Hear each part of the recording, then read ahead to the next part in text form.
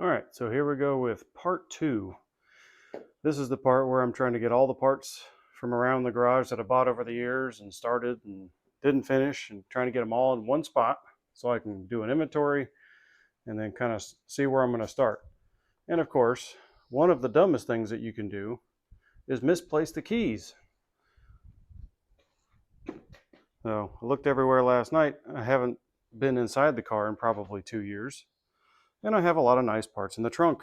So that's super dope when you can't find the keys. So last night, I had to do something that I don't think's ever been done before in this car, which is remove the back seats. So it still had all the factory tape on it and all that stuff. And you know, when you're trying to not damage anything, because everything's fairly old, it can take a little bit of time. It can be extra frustrating. And then when you get all that done, you can't actually get into the trunk to override the key that you may have locked in the trunk. You don't know. So I had to devise a different strategy. So hopefully I can use this guy. We'll see how it works. At least a 20% chance. And then we can see what's in there and continue the inventory.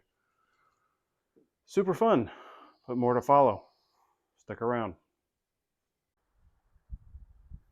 All right, so going into the trunk definitely failed.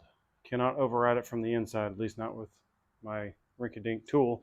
But I did find the keys. I always tell my wife that I have a system, I just never remember what it is. So going through all of my parts, oh, look at that right there. Look at that.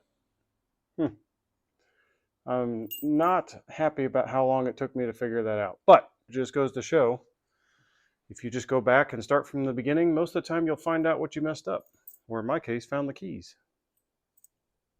All right, so it has been like 2 years. I have no idea what's in here, but we'll see. We may be disappointed. Take the key out this time. Oh, look at that. Oh, spare tire. Yep. Those original hubcaps. There's my makeshift tool that almost made it.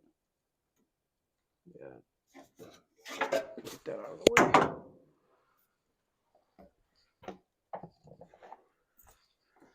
way. Some of my Colts paraphernalia. Just like garage signs.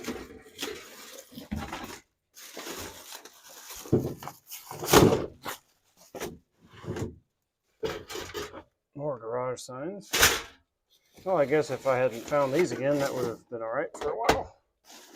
All right, so just the spare wheels, wheel covers, and I don't even know how old that tire is. It's not new, I can tell you that. It might be the original, but who knows? We'll find out later.